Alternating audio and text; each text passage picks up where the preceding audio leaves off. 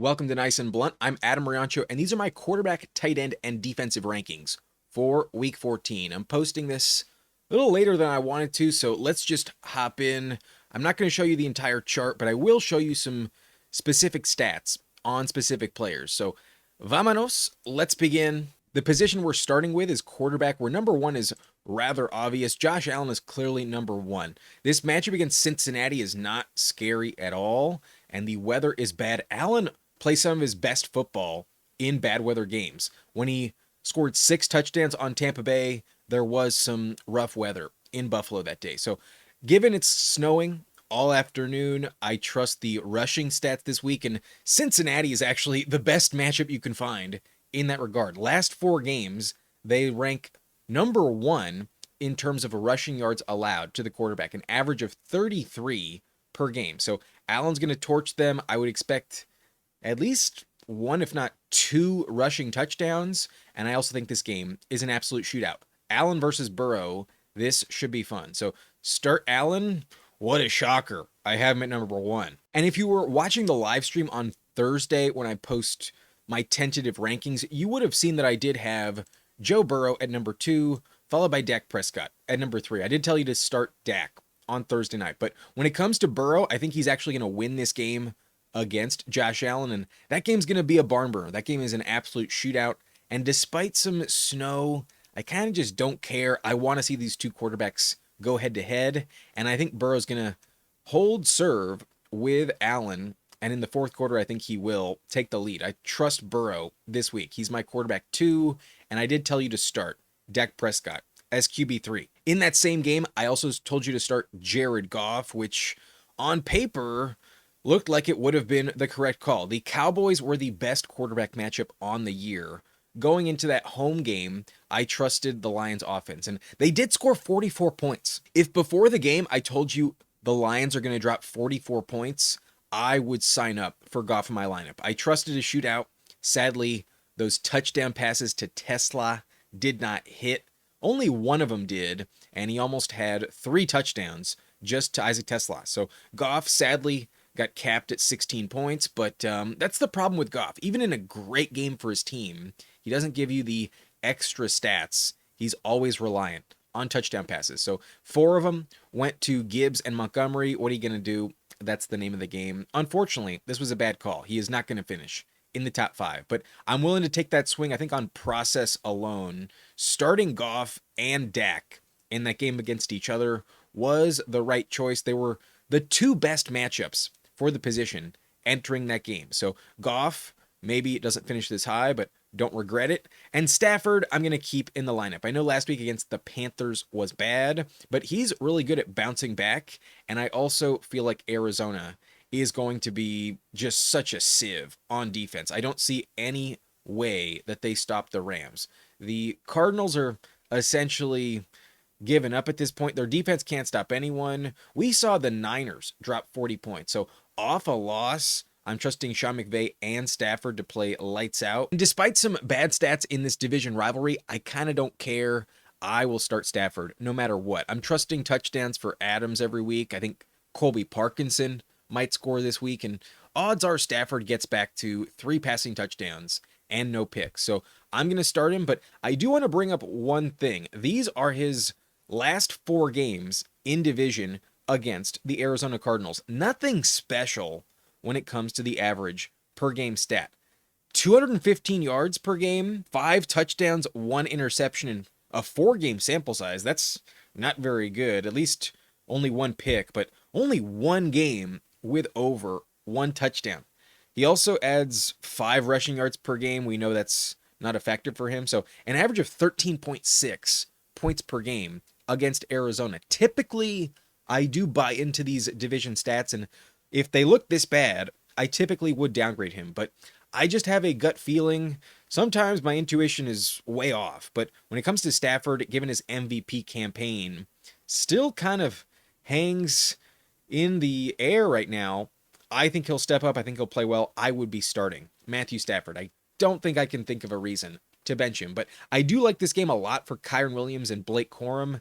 Maybe that's where I'm wrong. But Jordan Love, I would be starting. He is playing lights out during Toyotathon. And you might be wondering, why the fuck would I be referencing a car advertising scheme? Like, who the fuck cares about that? But I'm going to read off to you the stats for Jordan Love during Toyotathon, because this shit is legit, and it is currently Toyotathon. So in his 8 games played during Toyotathon, Jordan Love is averaging 70% completion percentage, 18 touchdown passes, 1 interception, a quarterback rating of 113, and a 6-2 record. He is playing lights out. But where I'm most encouraged is the fact that he gets Jayden Reed back to the lineup. That's going to be huge for this offense. So aside from Toyotathon, that being a fun thing to buy into, I've also seen Jordan Love play much better in the second half most seasons. So at home, I think he will play well. The weather is going to be pretty cold, but I kind of just trust the passing game here. And on paper, Chicago's been a top 11 matchup this season. So I'm not going to panic. They also allow 29 rushing yards per game to the quarterback position. And I do think if that adds on to the touchdowns I'm expecting, then Love is probably going over 20 points. I feel like that is a relatively safe floor to project. I like 2 touchdowns this week. I think he really steps up. I think you can get the third. And if you add on 20 plus rushing yards, then an interception gets negated. So I like Love this week. I'm willing to get burned because sometimes he is pretty risky. I could see this blowing up, but I'm willing to believe that Toyotathon is a real trend for him. 18 touchdowns, 1 interception in 8 games played during the month of Toyota. So let's fire him up. I think he's going to play well, and this division rivalry against Chicago means something. I think Jayden Reed will be that missing piece on offense. So fire him up. I'm endorsing Jordan Love this week, and I did flip my pick. I am taking the Packers to win. Now we move on to tier 4, where all 4 of these guys are definitely players you drafted with the expectation to start. So one of the reasons why high-end quarterback is so valuable isn't always because they light it up with that elite ceiling. They usually have some of the highest ceilings possible, but really it's the floor that keeps them in your lineup, and you're never really getting burned. Even in a bad game, these quarterbacks are typically pretty solid. So I'm going to trust Jalen Hurts. I'm worried about that offense. The Chargers matchup is definitely not a good one, but ultimately Jalen Hurts gives you rushing stats, and more than likely he'll give you a rushing touchdown. So despite the bottom 5 matchup, I can't downgrade him too much. That's one of the reasons why I liked Goff and Dak and Love so much. Like, some of these quarterbacks I'm about to mention, you typically rank higher, and they got some bad matchups. So I'm not dying to endorse Jalen Hurts. I'm worried about the passing game beyond A.J. Brown. And if for whatever reason you don't get a rushing touchdown this week, then you might get screwed on Jalen Hurts. But that game has potential shootout written on it. There could be a lot of defense, but I think overall Jalen Hurts will figure things out, and he always pads the numbers on the ground. So give me Jalen Hurts as QB7. I think you have to start him. He has to be ranked in the top 10. So in a typical league, I would not be benching him. However, maybe you have Love or Stafford or Burrow. But when it comes to this next player, Mahomes gets the worst matchup on the board. The Texans rank dead last on the year in terms of quarterback matchups. They are trending a little better up to number 26, but still that's a brutal spot. And ultimately, I'm just trusting the pedigree with Mahomes. This is a do or die game. If they lose this game, then their only tiebreaker against the AFC South would be against the Colts, who at this moment in time might be the least likely of the 3 teams not to make the playoff picture. I'm obviously not counting Tennessee, but I think this game will go in their favor. I believe Mahomes will win. They can't afford another loss this year, so I'm going to reluctantly trust him. I'm very worried, but unlike Allen, who shit the bed against the Texans, that game was in Houston, and then this game is in Kansas City, and on top of that, the Chiefs played on Thanksgiving. They get some extra rest to prep. So I'm going to trust Mahomes. I'm really worried about his offensive line. This could totally be a bad call. The Houston Texans matchup is diabolical. So I understand if you think I'm too high here. However, where I'm willing to still trust him is in the rushing department. Houston, I think, will let him scramble, and I think he'll keep the game alive. It's a win or go home type of matchup, and in that setting, I trust Mahomes to step up. I still believe that he can put up an amazing game. So I'm going to start him. I'm definitely worried about it, but I do still think he's top 10. Baker Mayfield coming in at number 9. My only hesitation is that the offense just doesn't need to do very much in order to win. Last game against New Orleans was on the road, and their defense kind of just took care of business. I don't know if this game is going to be a massive blowout, just because we don't really trust the Saints. So this, I think, could be a little bit underwhelming. To be honest, I don't feel like I trust the Buccaneers offense the same way I did back in September. It's just not quite right. And until they get Evans and McMillan back on the field, Baker doesn't get that elite boost in value. I don't feel like Egbuka is playing to his full potential. So maybe you trust Godwin a lot. Maybe you trust Bucky Irving to give you a receiving touchdown, but odds are that doesn't happen, and odds are they get some defensive scores like they did last time against the Saints. So they could just check out if the game script is not in favor of throwing the ball. That's where I'm worried about Baker, and that's where I am lowering him a little bit. On paper, it's also not a great matchup. In the last month, the Saints ranked 25th. So on pace with what the Texans are giving up in terms of fantasy points at the moment. I don't know if Baker will be elite, but still ranking him top 10, I would still trust him in my lineup. And Jayden Daniels, now that he's active, I would put back in my lineup. The matchup against Minnesota is brutal, just like against Houston and against the Saints. It is not a good spot. If anything, it's actually the worst spot. In the last month, they are dead last in terms of points allowed to quarterbacks. So the Vikings on the year ranked 25th, but are really stepping up lately, and that's really the only path they have to win. Their offense is not good, so the defense needs to play well, and that's where off the injury, maybe Jayden Daniels is limited. I do trust Brian Flores' defense to stop him a little bit, but ultimately Daniels is one of those matchup-proof quarterbacks, and if he wasn't coming off an injury, I would probably rank him in the top 5. I don't think I would downgrade him this significantly if he was healthy. So that's the main concern, but if he's going to play, I'm going to assume he's fine, and I love his upside. I still want him in the lineup, but I think the rushing stats are the only reason I still have him top 10. I am worried about this Vikings matchup, but that's the reason why all these quarterbacks in this tier are as low as they are. There's an argument they should be in the top 4, if not top 2, and I have them outside the top 6. So pumping the brakes for sure on these guys, but I still think I want Daniels in the lineup. Terry McLaurin played really well last week, and the Commanders almost beat Denver. I think they can beat Washington, and their offense should look good. So Daniels still a must start in my opinion, but kind of a lower floor this week. Good luck. I think he's fine, but I can't say I'm 100% sure it's going to work out. The matchup is terrible. In Tier 5, these are my preferred streaming options, whether you're in a deeper format and maybe your starters on bye. Maybe you had Brock Purdy or Jackson Dart, maybe Drake May. There are some good quarterbacks unavailable this week. So I would be looking to the waiver wire if I need to, and my preference, if you can still get him, would be Trevor Lawrence. Lawrence plays pretty well in this division rivalry.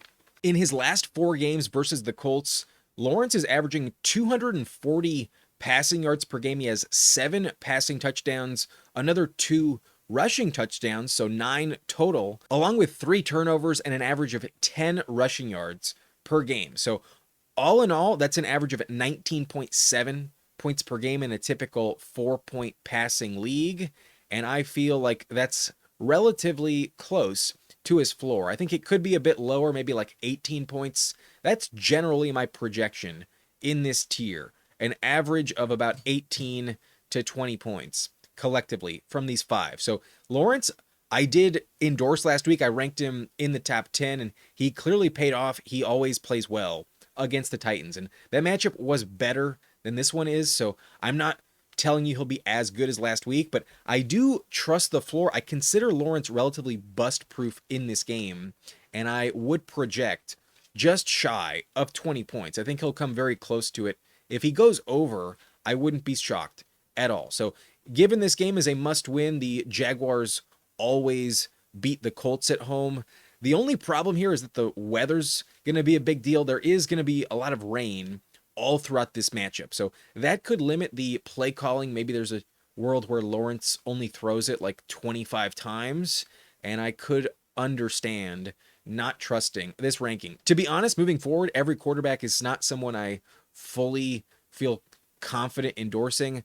I am clearly telling you these are low-end streaming options. You can bench him in a 10-team league. So don't feel compelled to plug in Lawrence if you don't feel comfortable, but I just also don't feel that comfortable with everyone behind him. So the matchup stats are why I'm going to trust him. If I got 19.7 out of Lawrence this week, I'd be satisfied. So that's why I'm going to consider him a safer floor play. Maybe not the highest upside in this tier, but I think the least amount of bust potential. Bo Nix, I want to tell you, is like a top 5 quarterback this week. I was tempted to rank him much higher, but ultimately I cannot do it. I don't fully trust Bo Nix. Last week there were 2 rushing touchdowns for RJ Harvey, so that could be a problem if that persists. And I also didn't like what I saw against the Raiders back in week 10. That was a home game.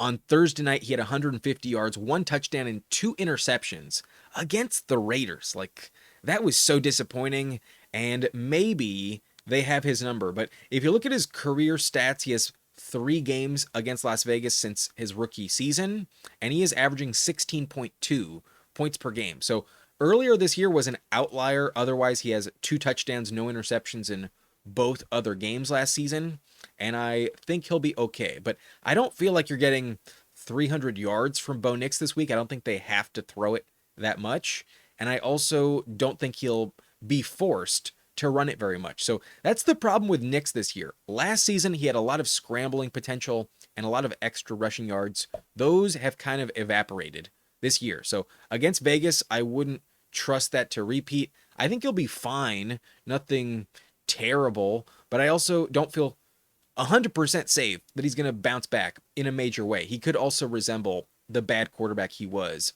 in that first matchup. So good luck with Bo Nix. I think he's okay, but not my favorite play at quarterback 12. You can bench him. If you don't have to start him, I wouldn't. I think it's a little risky at this point, but Herbert carries a lot of risk given his hand injury and the potential that he doesn't even play on Monday night. So I don't feel safe handcuffing him with Trey Lance. Despite Trey Lance's rushing potential, I wouldn't expect more than like 150 passing yards out of Lance. So that's where you need to feel really safe about trusting Herbert. If you don't feel like he's actually going to play, then just don't start him. I would feel very confident putting in Lawrence instead just to bank roughly 18 points. I think you're getting a safer floor with someone like Trevor Lawrence. But the ceiling, I think, is much higher with Herbert. In this game, I think it's kind of a must-win. They don't have that many winnable games, like easy wins left. And the Eagles are in a clear slump right now. I could see Herbert really capitalize. With no Jalen Carter, this is the week where you got to win. So Herbert, I think, will play. I think given he barely missed any time against Las Vegas last week, he should play through it. And it's not his throwing hand. He can't take the snap under center, but he can still throw touchdown passes out of shotgun. So I still consider Herbert a decent start. I'm worried about his rushing stats, though. That's the real value of starting Justin Herbert. He was averaging almost 30 rushing yards per game this season. But with the hand, I could see him decide not to scramble or at least slide much earlier. And that's where I'm a little bit worried about the upside. But I still think he's fine. I still think he'll be okay. And Herbert, I am still going to start in the leagues that I have him. But that's a team I also roster Drake May. I plan to be starting May in the fantasy playoffs. But this week May's on bye, so I don't really have a choice. I'm stuck with Herbert, and I don't want to pick anyone up off the wire. But I'll be honest, in one of those leagues, I am given the opportunity to pick up Trevor Lawrence and drop Kimani Vidal. I might be doing that tomorrow morning. Not going to lie, I kind of want to. But Sam Darnold is right behind him, and Darnold showcased the risk last week. He had a terrible game. But do you really think that's going to happen 2 weeks in a row? This Falcons matchup is so much better. In the last 4 games, the Atlanta Falcons are giving up the 10th most fantasy points to the quarterback position. So I believe Darnold will bounce back. They're a very good road team. This game has no weather concerns at all. It's indoors. So it's really just the Falcons' defense why you'd be worried. I expect JSN to also bounce back. That was the main reason I think Darnold played so poorly. JSN did nothing last week. And as much as I wish Torrey Horton was still on the team, if he wasn't injured, I think Darnold would be throwing more touchdown passes. I still think the floor should be fine. I think this week he'll be closer to 250 and 2 touchdowns. Last week, I think, was a fluke. I know it was so bad, maybe you have no desire here, but we'll get to the names beyond this point. It's starting to get pretty gross moving forward. And there are 3 very legit quarterbacks on bye this week. So Darnold at QB 14, I think, will bounce back and have a safe floor. Everyone in this tier, I think, is going over 16 points. However, I don't think they're going over 20. Lamar Jackson, I have right behind him. Lamar is my QB 15, and to be honest, I almost dropped him like 4 or 5 spots lower. Lamar is not a quarterback I'm excited about this week because on his career, Mike Tomlin kind of has his number. He is not playing well at all against the Steelers. In his last 4 games, his fantasy point average is 15.7, and this season, he's looking like dog shit. At the moment, he is not quite himself. I don't know if he's injured or if it's a confidence thing, but for whatever reason, Lamar is not playing up to standard at the moment. So I could see it be even worse. I genuinely believe the Steelers are going to win this game, and because Tomlin has some firing rumors going on, I think that defense will step up and play well for their head coach. So Lamar Jackson, I think, is going to be in dire straits this week. His average stat line against Pittsburgh in the last 4 is 226 passing yards, only 5 touchdowns in that span with 5 turnovers as well, and an additional 42 rushing yards. So that's really critical to repeat this week. That's what's putting him up to 15.7 points per game on average. And this year, he's not running anywhere near as much. I think that number could be limited to like 25 rushing yards. And if that's the case, we'd be looking at only like 14 points this week. That would suck if that's what happens. So I am rather worried about Lamar this week. I think he could totally burn you. And based on name value, I still have him top 15, but I don't feel great about it. I think I might be ranking him a bit too high, in all honesty. But in tier 6, I don't think I can feel compelled enough to start anyone above him. I know I've been extremely enamored with Jacoby Brissett lately, but this is the week where I think the river runs dry. I do not like this matchup against the Rams because the Rams pass rush is great and the Arizona Cardinals offensive line is extremely depleted. 3 injuries have taken place in the last couple weeks, and they are not starting anyone on, I believe, the left side of the offensive line this week. So I'm really concerned about Brissett. There's also the injury to Marvin Harrison Jr. that's a problem. There's also an injury to Greg Dortch.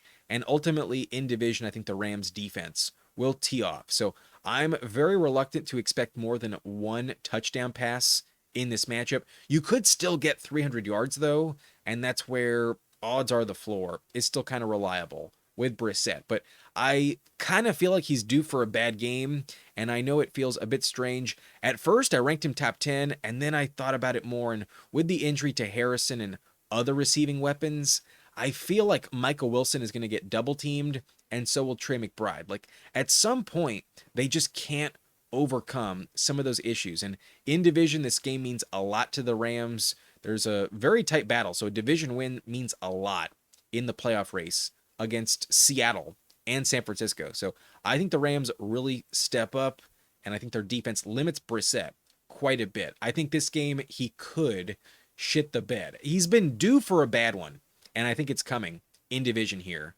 with a depleted offensive line. So good luck with Brissett. I don't feel safe about it. I think you're getting about 16 points. That's my projection on Brissett. But Daniel Jones, I wish was fully healthy. His leg injury is a problem, but on the year, he's been very productive. So in terms of name value, I don't think I can rank him lower than some of these other guys, but I am kind of worried against Jacksonville.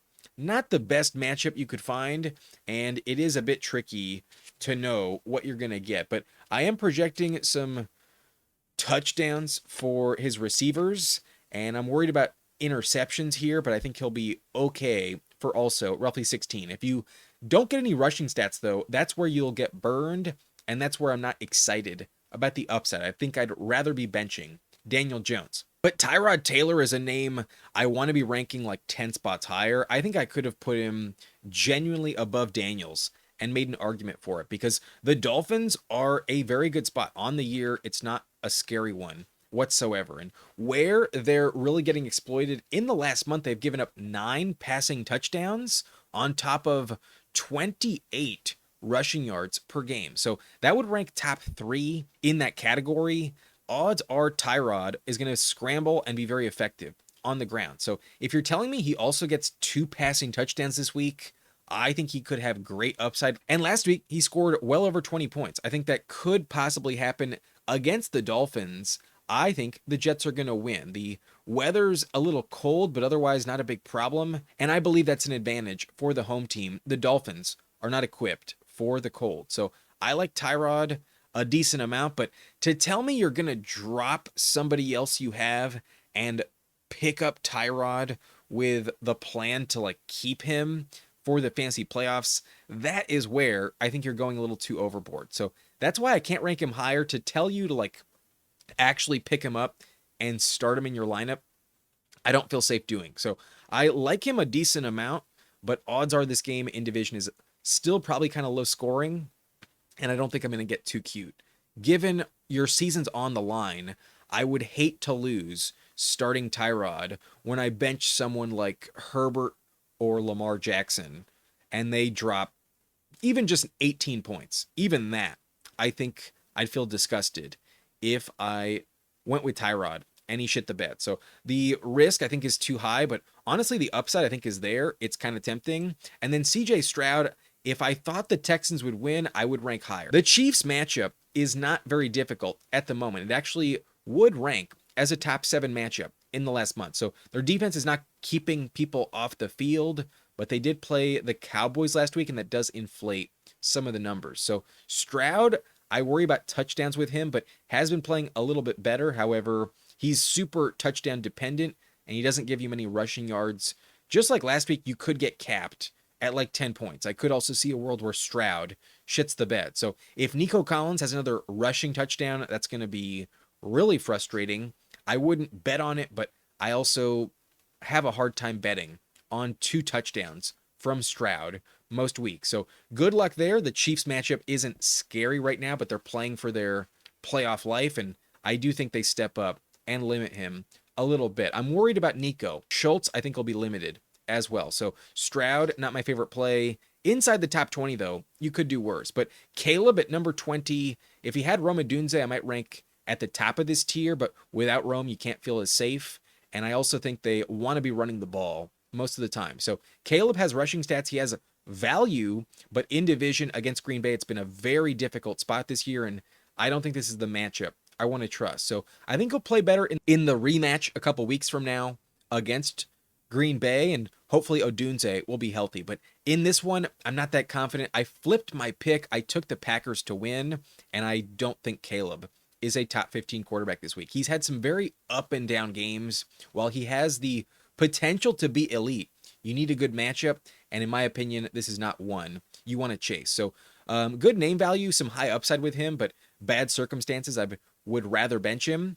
And then last player I'd really even consider at all in a super flex format would be JJ McCarthy, and this is strictly because of the matchup. The Commanders are top 5 on the year, and in the last month they're allowing 18.8 fantasy points per game, an average of 286 passing yards. With McCarthy, that kind of gets negated. I can't envision him throwing for almost 300. They've also allowed 8 passing touchdowns, so 2 per game, on top of 2 interceptions and 4 rushing yards per game. They actually don't give up much in terms of rushing stats. So why I don't fully buy into the matchup upgrade is because you have to throw the ball very effectively to exploit Washington. I don't trust McCarthy to do that. Kevin O'Connell has not fixed the problems with the rookie, so I don't think he'll be worth it.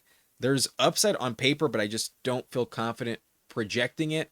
And it's really just will Justin Jefferson and the other pieces step up? That's the only world where they can save him. If you get a bunch of yak and some touchdowns that he doesn't really deserve, maybe, then you might be happy. But I just wouldn't do it. At QB 21, I would definitely bench him, only in a very deep Superflex format, because the matchup is good. However, in Tier 7, quarterbacks 22 through 28, I'm just going to pass. I just can't think of a reason why you would want them in your lineup. It's pretty gross at this point, and I think you're asking to lose in this tier. But Tyler Shuck technically gets a great matchup against Tampa Bay, but in division, they always step up for this rivalry game, and they totally wrecked Spencer Rattler's career. I believe that's why he got benched last time they faced the Saints. So Shuck will get exposed. No thanks with him. I think the Bucks play well. In my opinion, the Saints quarterback is a big liability in your lineup. But Rodgers, I also think, is a liability, not giving you any rushing stats. The wrist injury is a problem. And against the Ravens, this is a very scrappy rivalry, going to be a very low-scoring game. I do not trust Aaron Rodgers this week. But Tua, I would trust a lot more if this game was taking place in like September or October. But given the weather, it'll be about 40 degrees. Tua is 0-7 when the temperature is that low or worse. So Tua not going to step up. I'm worried about the frigid cold. He's just not the same quarterback in those conditions. So got to bench him. I'll pass. And then Kirk Cousins against Seattle. Terrible matchup. London's not active. I don't want to press my luck here. Feels like you're destined to lose if you start Cousins. And that's always the case with Geno against the Broncos, even worse. And then Cam Ward in the snow against Cleveland. I think he's going to win the game, so I'd rather go him than Sanders. But Shador is my last ranked quarterback. You're not starting Ward either. No thanks with either of the rookies. So that's it at quarterback. I feel like once you pass Baker, to be honest, there's actually a lot more risk than you would like. And I am missing guys like Drake May, Brock Purdy, and Jackson Dart. Those are much more valuable quarterbacks than guys outside of the top 12, especially once you hit Herbert. Like, he could not even play. You could risk a bagel with someone like Herbert. Darnold looked awful last week. Lamar's looked terrible, not just lately, but also against Pittsburgh. So that's really hard to trust. And then Brissett, maybe I'm overreacting. Maybe he's still a very safe play, but given the injuries and the matchup, I feel bad with no offensive line. I think you're only chasing the garbage time, but perhaps that's why he would be better. I might be underestimating Jacoby Brissett, but Daniel Jones and Tyrod Taylor are the only other ones I might look to in Superflex and think that maybe you could get 20 plus points. Otherwise, Stroud, Caleb, and McCarthy, I think, are very capped, and it's only matchup stats why you might be a little encouraged. But really, the crux of the position is the top 10, and Allen and Burrow should have a really good back and forth this week. Stafford, I think, will bounce back. Love is playing lights out right now. I think he'll have at least 2, if not 3 touchdowns. And then Hurts with the rushing stats, same with Mahomes. Baker in division, and then Daniels just doing his thing. Those are the ones I want to be starting. Those top 10, I think, are the best. But Lawrence has a very safe floor, same with Bo Nix. They could shit the bed and disappoint you, but I don't think you're getting less than 16, somewhere between 16 to 20 is my projection. So those are my quarterback rankings. Let me know if you still have questions, but now we're going to move on to tight end, where number 1 is probably the most obvious player of them all. And honestly, I want to have him like a full 2 tiers above everyone else, because McBride is going to be so dominant. I would expect like 15 targets this week with no Harrison, no Greg Dortch. A touchdown also feels like it's a lock. So maybe the Rams really do limit him, but if we pull up his division stats against the LA Rams, it's nothing to be afraid of. He actually plays very well, as always, against LA. In his 4 last career games versus the Rams, a minimum of 60 yards in each of them, an average of 78 yards on 9 targets, 7.3 catches, and 1 touchdown in that span. So this year, he's scoring touchdowns at a much higher rate. His floor average is 12.9 against the Rams. He should do that by the end of the 3rd quarter. And I think he also gets another touchdown this week. He will be lights out. Absolutely. Must start with McBride. But in tier 2, there's really no argument why you'd be benching them. And although Brock Bowers didn't look too good back in week 10 against Denver, he was kind of just coming off of that injury. So on his career, he has 3 games played. He's averaging 9.7 points. And last time around was the outlier, only 1 reception for 31 yards. Otherwise, he's getting at least 10 targets per game against Denver.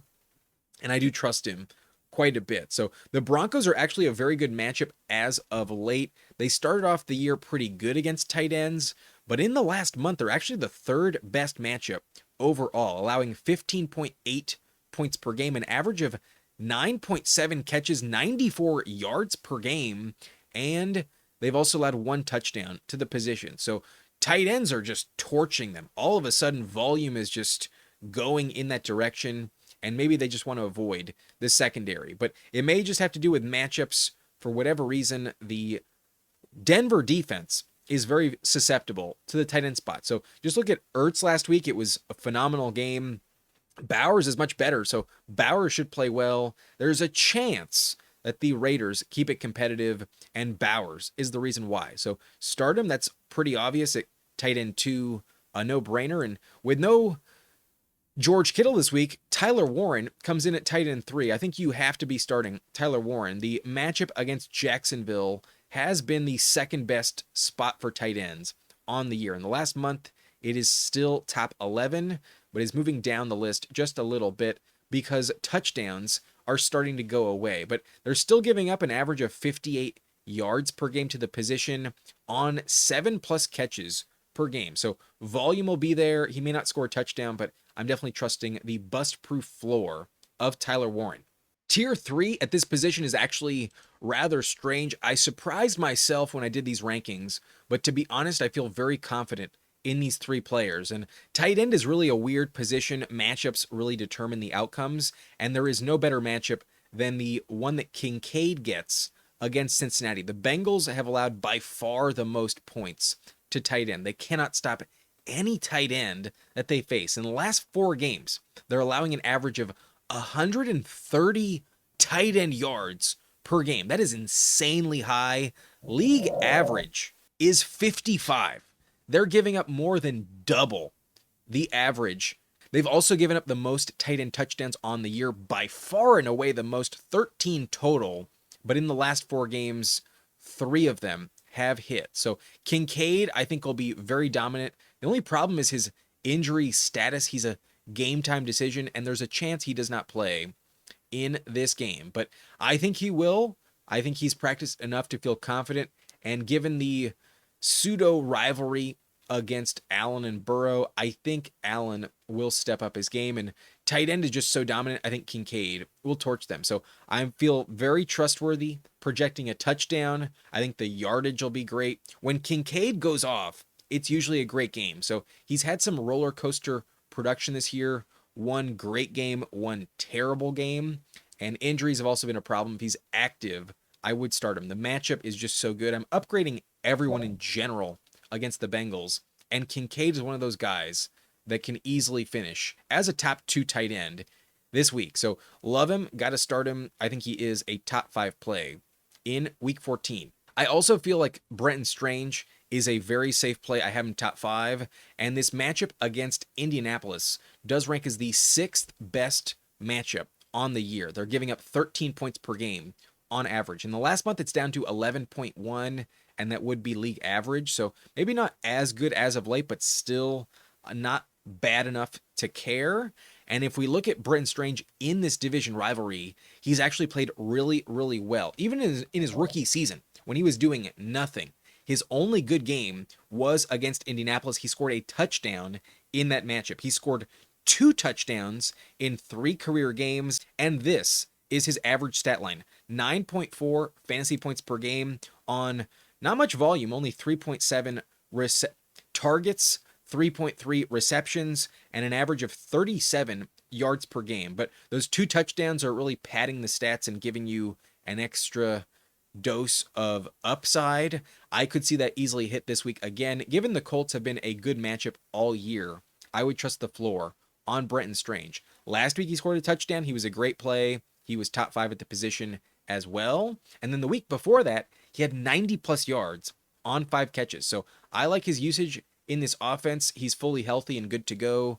Lawrence likes him, and the matchup is good. So I think he's a great option. I'm starting him for the second week in a row. I even benched Kittle for him last week because I was worried about the weather, and it was the right call. Strange was more productive than Kittle last week. So I'm starting him with confidence. He's in my lineup, and I think he will pay off. I think he's scoring a touchdown. However, my tight end 6, this one really doesn't feel safe. But to be honest, I'm going to point out some rough spots for tight ends down the list after this, and nobody gets a better upgrade than Pitts remaining. The matchup against Seattle ranks 7th best on the season, and in the last month they're up to number 4. They're allowing 15 points per game on average in the last 4. So I'm really trusting that to work out for Pitts. Last week he had great volume with no London. That should repeat, and in this spot I feel pretty confident projecting a lot of volume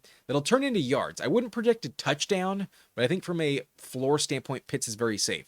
This is the average stat line that Seattle allows to opposing tight end rooms. An average of 7.3 receptions per game, 83 yards per game, and then they've also given up 2 touchdowns in the last month. So maybe Kyle Pitts gets back in the end zone. It's been a while. That's never something I really project for him, but from a floor standpoint, I think he will go over at least 60, if not 70 plus yards this week. And I feel like that's a very, very reliable option. The Seahawks can't stop tight ends, and the volume is very safe to project. So in general, I never endorse Pitts, but given the circumstances, this is the week where I'm ranking him as a safe start. This is the highest I've ranked Pitts on the year.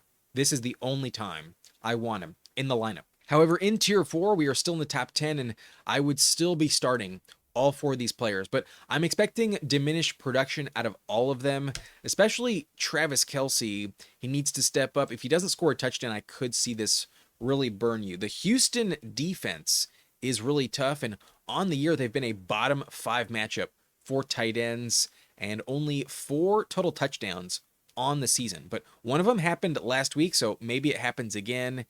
That is the only way I think it works out with Kelce this week. They don't give up more than 45 yards per game. It's hard to put up any real stats on Houston, regardless of what position you play.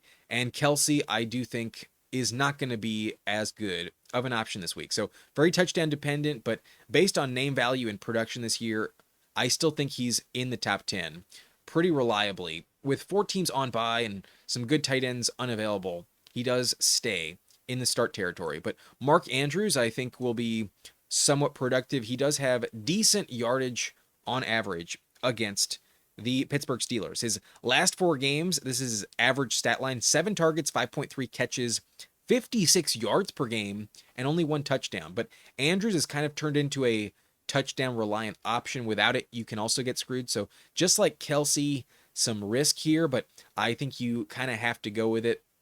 Pittsburgh has been a good matchup. On the season, they are the 4th best matchup you can find, but they're getting much more difficult. In the last month, it's down to number 22, and I don't feel as confident, but I still think Andrews more than likely finds the end zone. So let's keep him in the lineup. There's some hard options to trust moving forward, but I did tell you that Jake Ferguson got a tough matchup. I was a little worried about him, but still told you to start him. Juwan Johnson against Tampa Bay is typically one of the more reliable floor options you can find. A safe volume is expected. With the back injury to Olave, I could see him step up, but where I got sold is his production in this division rivalry. He really steps up against Tampa Bay. His last 4 games, he's averaging 11.1 points per game on 7.5 targets, 5.5 catches, 68 yards per game with 1 touchdown. So while I'm not projecting the touchdown, you can still get 9 points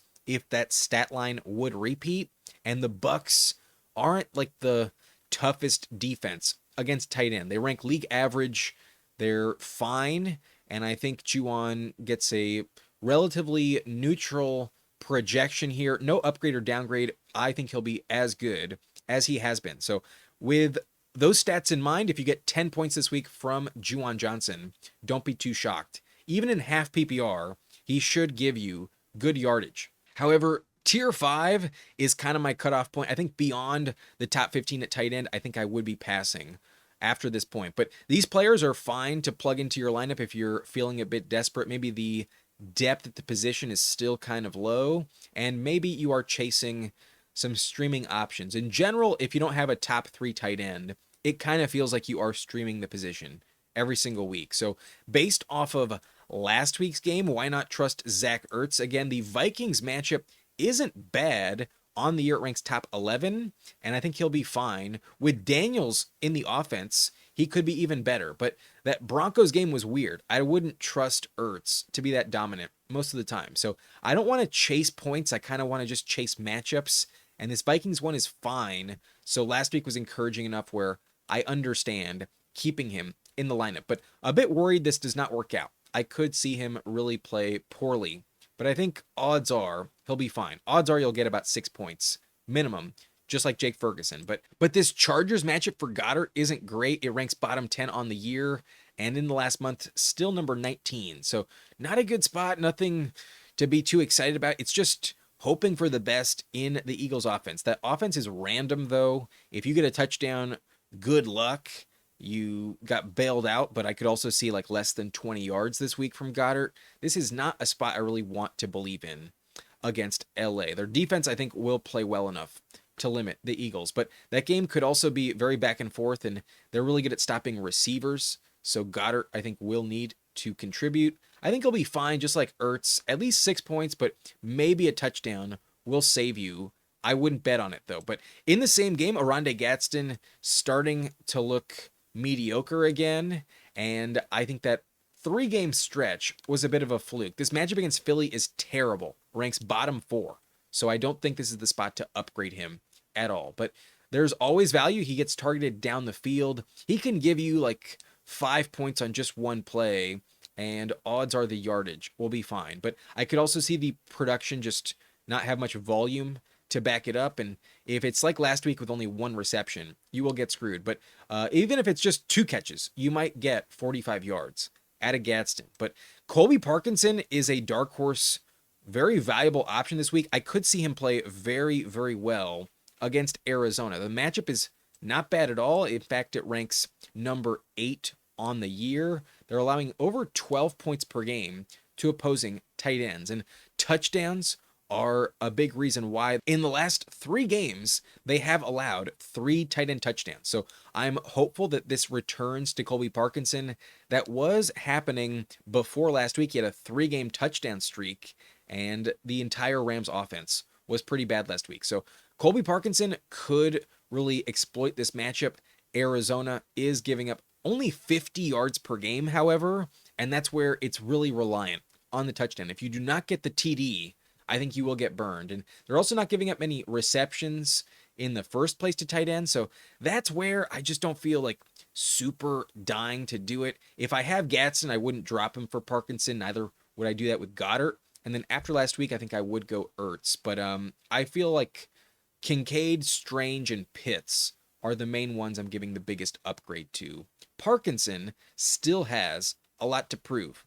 But the Rome Odunze injury makes the Chicago offense rather interesting. There are other receivers that do have to step up. And Cole Kmet actually plays really well against Green Bay. And in his career, he's averaging over 40 yards per game against Green Bay. So if that's what you get this week, it might be even more given Odunze's inactive. And there have been some instances where Kmet does score instead of Loveland. So I actually have Loveland ranked right behind him, and honestly, I wish I knew who was the best Bears tight end to roster, because Green Bay, while it is a difficult matchup, I still think we'll be giving up some yardage, and I do think with no Rome Odunze, these tight ends will step up. But I haven't seen enough from Loveland to feel 100% confident he's better and more involved than Cole Kmet. Even if he gets more targets, we've seen some better stat lines in fantasy out of Kmet. So given he's less focused on by the defense, I could see him get open in the red zone, and a touchdown I feel is a little bit more likely for Kmet. He plays pretty well in this division rivalry, so I'm going to rank him 1 spot above, but honestly, it's a kind of a flip of a coin between the two. I could totally understand Loveland getting the major upgrade, but I think I'm going to go Kmet after last week. I think I trust him a bit more than the rookie. But another rookie I have right behind Loveland is Mason Taylor, who gets an awesome matchup against the Dolphins. However, it kind of doesn't feel like it's a safe play. I like Tyrod Taylor a decent amount, but his receivers are not that safe, and it doesn't feel like Mason Taylor is reliable enough. So the Dolphins have allowed top 3 numbers this year to tight ends, but that's the only intriguing reason to trust Mason Taylor. More of a DFS play than anything else. But TJ Hawkinson played well last week. The matchup for him against Washington is also top 5 this week, so could happen again, but I don't know if I trust the chemistry between him and McCarthy. But Schultz gets a downgrade this week. The Chiefs are a tough matchup against tight ends.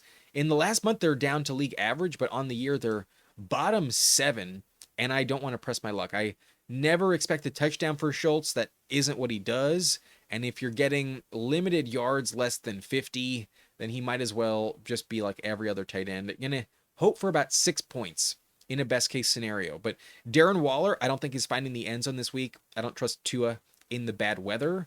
And maybe I'm wrong. Maybe he does find Pater again. But last week in his return, he didn't score. And that is what I was betting on. I don't think this weather spot is where I want to trust the Dolphins. So no thanks on Waller. I'm going to pass at tight end 20.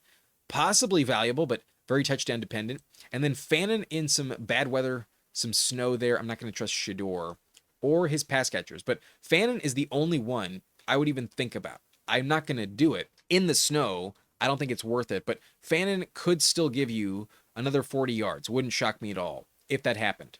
However, tier 7 is really the bottom of the barrel, and I think you should be avoiding them at all costs. AJ Barner is just really uninspiring, though, and I don't like this matchup. The Falcons have allowed the second fewest points on the year to tight end, so no thanks there, going to pass. And then Gunnar Helm, I do prefer over Okonkwo, but in the snow, I don't trust Cam Ward yet, so I'm going to pass on all of the Titans offense, with the exception of maybe Tyjae Spears. And then Cade Otton, not the best matchup against the Saints this week, but I just kind of don't trust him. I don't feel like a touchdown is a safe bet.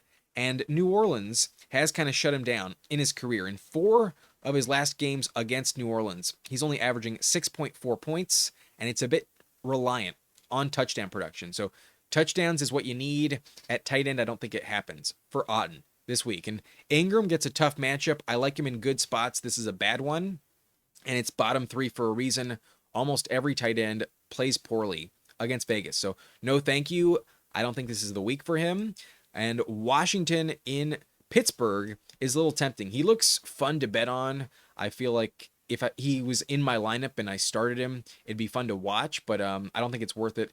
Low scoring game at Baltimore this week, but Musgrave against Chicago hasn't proven anything on the field, but that's about it. Not much to say on Musgrave. But Njoku, I think, has lost his job given the weather. I don't feel confident trusting him. I got Fannin a full tier above, and even that, I'm telling you to bench. So no thanks on Njoku. Those are my tight end ranks in week 14. I love, obviously, McBride, Bowers, and Warren. That's a no-brainer. But once we hit Kincaid, I'm chasing matchups, and I love the upside there. I would expect and trust a touchdown for Kincaid. But I like the upside for Strange. Good matchup for him, and he has 2 touchdowns in 3 career games against Indy. He will step up. I think he will play well and at least offer you a safe floor. But Pitts should have a good game. The Seahawks are a great matchup this year, so volume will be there. Yards, I think, will save you.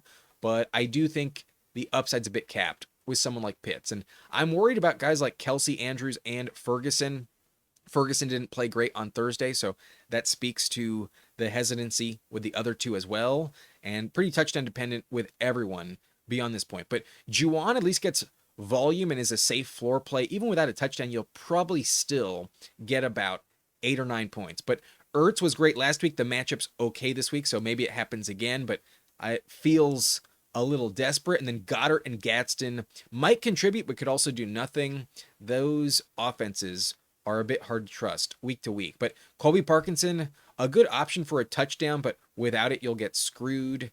The matchup, though, is not bad, and he has 3 touchdowns in his last 4 games. So could be great, could also be terrible. Komet and Loveland get an upgrade with no Romadunze, but the matchup's not great, and I'm not sure which one to trust. So at this point, definitely bench him. Once we hit Mason Taylor, I think you're asking to lose. So that's it for tight end. Now let's move on to defense. I'm going to go quickly because honestly, I'm recording this pretty late and I would like to go to bed at a reasonable hour. But number one, I think, is an absolute no-brainer. Denver is clearly number one. They get Geno Smith this week.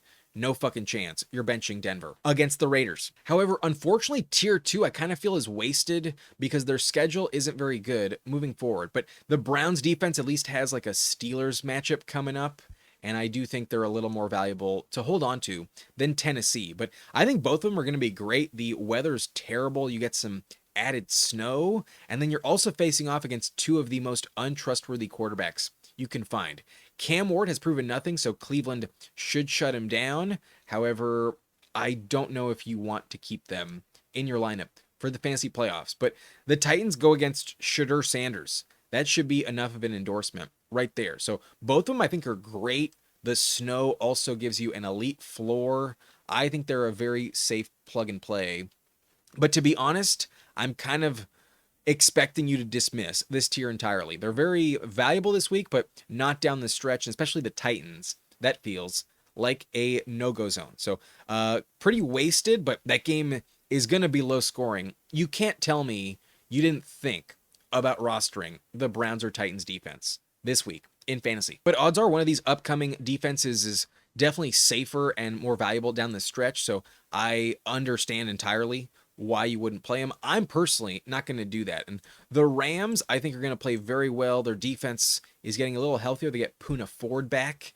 And the Arizona Cardinals are very depleted, not just on offense with weapons, but also on the O-line. So their defense is going to have a very rough time protecting Jacoby Brissett. I envision some sacks in this game and also some extra turnovers. I think they really step up after last week's loss. So love LA this week, a very talented defense in a good matchup.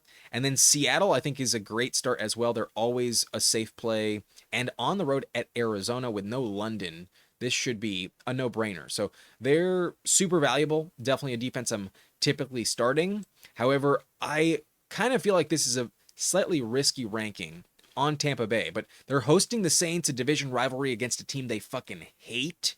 And they look so dominant against Spencer Rattler last time. They had nearly 2 touchdowns if one of them wasn't called back. So I am expecting a very high ceiling for them this week. I think the floor is very safe, and they're my top 6 defense. I'm starting the Bucks. In one of my leagues, I did not opt for Cleveland or Tennessee off the wire. I've been stashing the Bucks for a while, and this is one of the games, along with their upcoming schedule, I was waiting for. So Tampa Bay, a very good start this week. They were awesome last time they played New Orleans, but these next 4 are still in the top 10, and I do think they're going to have very reliable production this week. The Pittsburgh versus Ravens game is absolutely going to be a low-scoring game, and I think Pittsburgh will win. So Mike Tomlin has Lamar's number, and I want to be starting this defense this week. I'm expecting some turnovers and very few points, a lot of field goals from both sides. So Pittsburgh barely ranked over Baltimore because I think they win, but the Ravens against Rodgers should also play very well in fantasy. So got to start both of them. I love them, but I'm also not expecting many pick sixes or like a defensive score. I think is probably asking a little too much, but I think they're fine. I think they're top 10, very safe plays if you ask me. But the Jets and Dolphins game, another division rivalry with probably a low score. The temperature, I think, gives the Jets an advantage because the Dolphins don't play well in low, cold weather games. So I do like the Jets a little bit more, but it's also not a defense I really trust. Their coach is kind of stepping up, but their offense is kind of the main reason they won last week. So Jets, not the safest play, but Tua usually shits the bed. And against Tyrod and the Jets, Dolphins defense should be fine, but collectively the Dolphins probably don't play well. It's not just a Tua thing. Dolphins aren't equipped for the cold. So that is my top 10. The Dolphins squeeze their way in, but honestly, I'm really trying to start teams like the Bucks, Seattle, or the Rams. And then if I'm not trying to stash someone for later, then the Cleveland and Tennessee, I think, are awesome. But the Dolphins, Jets, Ravens, and Steelers still in my top 10. However, these next 5 are the ones I'd be thinking about if I was in a more tough situation. Like maybe the depth at defense in your league is pretty low, pretty depleted. You don't have many good options. But I do feel like you can still start these teams and get away with it. Maybe you're going to stash them for the playoffs as well, and maybe you'll just bite the bullet. Because defense is a bit nuanced, and really what you're chasing is touchdowns and turnovers, and sometimes those are random. So while I don't feel as confident in these 5 as the top 10, in my top 15, you can stream them and be fine. But some of them are pretty talented. You've been rostering them for a while. Like the Green Bay Packers, if it wasn't against Ben Johnson, I think they'd be a great start. I think there's a world where they're awesome and put up like 15 points. I could also see them shit the bed and this game turn into a shootout. But the weather, I think, helps them given it's so cold in Green Bay this week. I think it'll be more low scoring than a shootout. So Green Bay hosting Chicago at number 11. I think they're fine in the lineup. Pretty safe floor all season long. And then Kansas City against Houston, that game's going to be close. That game's going to be really tight, and the Texans' defense is awesome. So even though Mahomes is without his offensive lineman, I still think he holds his own, and Houston doesn't give up like less than 20 points. They should still kind of be capped in terms of upside, but there's a world where they really sack Mahomes like crazy, and maybe they're a much better play. But the Chiefs, I think, win the game, and that's why I have them ranked higher. I know they're not that great at the moment, but it's not like the Texans' offense is that inspiring. They're playing better, but not elite, and then they still have no run game at all. So if you limit Nico Collins at all, which the Chiefs have the secondary to accomplish, then how much damage can CJ Stroud do on his own? So Chiefs, I think, win. That's why I have them at 12. But Houston is definitely more talented, and maybe I'm sleeping on them. But against Mahomes, I'm still a bit worried. However, this Chargers and Eagles game is going to be very tight, very close, and kind of a must-win for both. But I think the Chargers will squeak it out. So I have them ranked higher. The Eagles' offense is not playing well at all. And then the Eagles' defense is without Jalen Carter. So if not for the injuries to the Chargers' O-line, I would probably have the Eagles well below this, but I still think it's kind of neutral, and in a close game, it's probably more low scoring than a shootout. But there's also shootout potential. There's also a lot of risk with both teams. So if Carter was active, I'd have him ranked higher, but he's not, so that's a bummer. The Chargers, I think, will win, and they also have a good defense. So good luck there, but my defense number 15 is kind of the cutoff point. These next 10 defenses, I am not telling you to start at all. I'm telling you to bench all 10 of these teams. The Commanders versus Vikings game, neither offense is that inspiring, but I do trust Jayden Daniels more than McCarthy. So even though the Vikings are playing well, I have them ranked behind Washington, whose defense can't stop anyone. Against McCarthy, I still think they're better than the Vikings. But the Jaguars hosting the Colts, that game could be a big shootout if Jonathan Taylor shows up, but the rain probably helps them. Maybe I'm too low, but I also fear Indianapolis at the end of the day. Chicago on the road this week. Their defense has gotten healthier, but Love is playing great right now, and I wouldn't trust it, so I think I'll pass. And then Indianapolis against the Jaguars, I don't think they'll have an answer for players like Strange, Brian Thomas Jr., even Etienne. I think he'll play well. So no thanks. I think that game is more likely high scoring. But Las Vegas hosting Denver, I'm going to pass. No thank you on them at all. And then the Saints at Tampa Bay asking to lose there. The Atlanta Falcons against Seattle, no fucking chance. JSN will bounce back heavy, so that's a terrible decision. And then against Stafford in his bounce back game, fuck that shit. And then I do have Detroit ranked here at 25. But the last 3 didn't make the cut. I do have the Cowboys, Bengals, and Bills ranked right behind them. So those are my top 25 tight ends. Really, I'm trusting the top 10, but inside the top 15, I still think you can get away with it just fine. But once we hit the Commanders and Minnesota, beyond that point, I think it's really not where I would like to go this week at defense. So that's it for this video. If you enjoyed, hit that like button and subscribe to the channel for more content like this. I have posted my running back and receiver rankings. If you still have questions, let me know, but you can find those in these videos somewhere on the screen here. But let me know in the comments if you still have a question. I'm Adam Riancho. I'll see you next time. Thanks for watching. Nice and blunt.